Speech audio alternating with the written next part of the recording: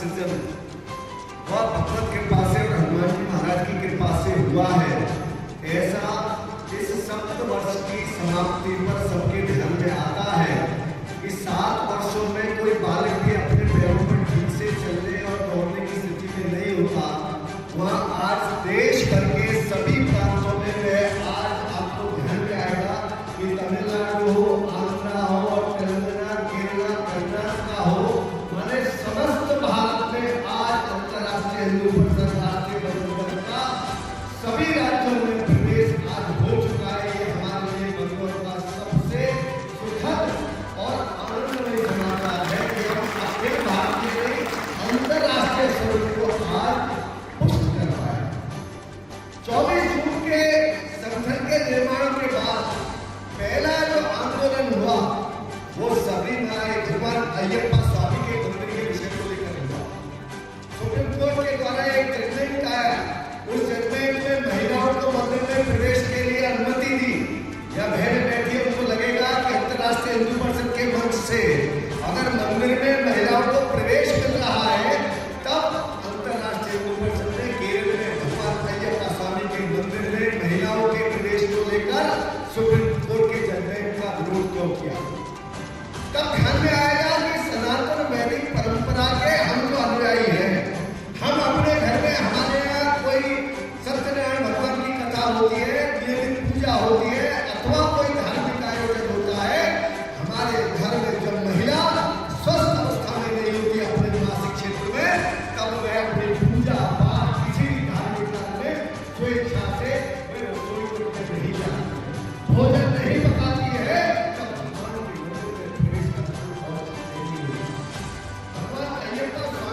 स्वरूप है वह ब्रह्मचर्य स्वरूप है और हजारों वर्ष की परंपरा के आधार पर जिस सनातन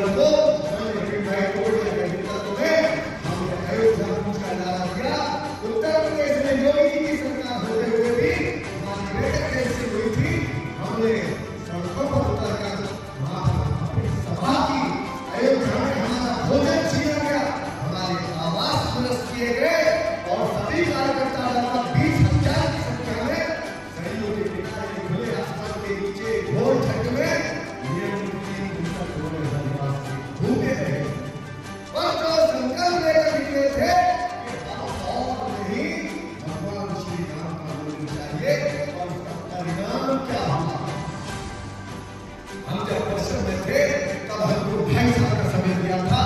3.5 साल की ड्यूटी के बाद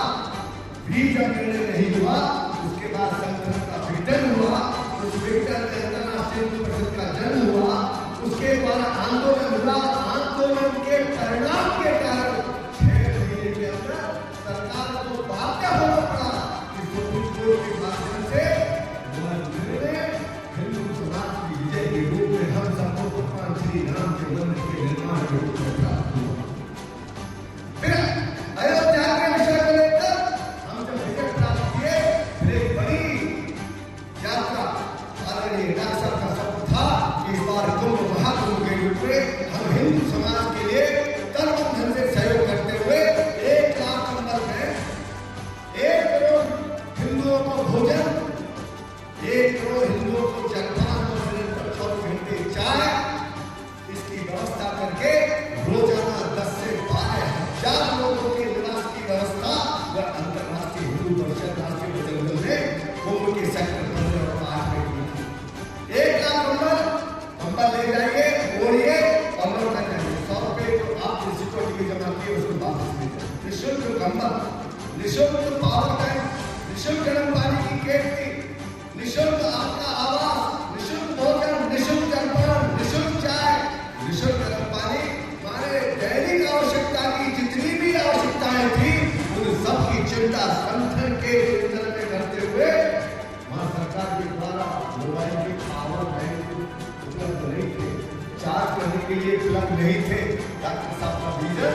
ऐसे हजारों की संख्या में पावर बैंक निकालकर 2000 रुपये जमा करो, पावर बैंक ले जाओ, अपना मोबाइल चार्ज करो, 2000 रुपये ले जाओ, हमारा मोबाइल पावर बैंक वापस। ये चिंतन करके हिंदू समाज की 1.5 महीने सेवा करने का काम करोड़ों लोगों को भोजन, आवास, चलना, पानी की व्यवस्था। आज 7 वर्ष की पूर्ति में संगठन 1 लाख हनुमान चालीसा का संकल्प लेकर हम जो देश के अंदर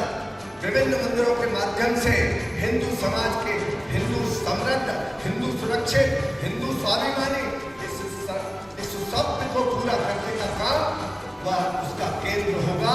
हनुमान चालीसा। हनुमान चालीसा माने किराना की दुकान, किराना की दुकान का अर्थ माने जिस पर सब कुछ उपलब्ध है, सारे समाज को ऊर्जा देने का जिसका काम है, उसका नाम हनुमान चालीसा है। राष्ट्रीय बजट दल भी वहीं से निकलेगा, राष्ट्रीय महिला परिषद भी वहां से निकलेगी, छात्र परिषद, ओजस्वी, इंडिया हेल्पलाइन, हिंदू हेल्पलाइन, व्यापार प्रकोष्ठ, हिंदू एडवोकेट फोरम हो, किसान परिषद हो, माने हमारे जो 15 अन्य संगठन है उसकी ऊर्जा का केंद्र व विद्युत उत्पादन का केंद्र का नाम है हनुमान चालीसा। घर घर हिंदुओं को जगाएंगे, हनुमान चालीसा में लेके आएंगे और हिंदू समाज को स्वाभिमान, समृद्धि और सम्मान की स्थिति में खड़ा करेंगे। इस समय के अभाव में तेज गति से चलने के लिए अंतर्राष्ट्रीय हिंदू परिषद ने संकल्प लिया है। हम तेज गति के साथ, क्योंकि विपरीत परिस्थितियों में संगठन का निर्माण हुआ है और आज देश की स्थिति में ज्यादा चर्चा न करते हुए इतना कहूंगा, न मंदिर सुरक्षित है, न गाय सुरक्षित है, न बेटी सुरक्षित है, न हिंदू का परिवार सुरक्षित है, न उसकी संपत्ति सुरक्षित है। माने आज हम नहीं जगे तो आने वाला समय वो जनसंख्या के असंतुलन का हो या जिहाद या प्रॉपर्टी जिहाद या गौकशी के माध्यम से हिंदू मानवों के आघात का हो, इन सबकी सुरक्षा का संकल्प लेकर इस संगठन के माध्यम से हिंदू समाज को सारी दुनिया का भारत मां को परम वैभव पर पहुंचाने का स्वप्न वह पूर्ण करने के लिए अंतर्राष्ट्रीय हिंदू परिषद राष्ट्रीय बजट संकल्पित है। इसलिए हम सब अपने लक्ष्य को जो आज आदरणीय डॉक्टर साहब ने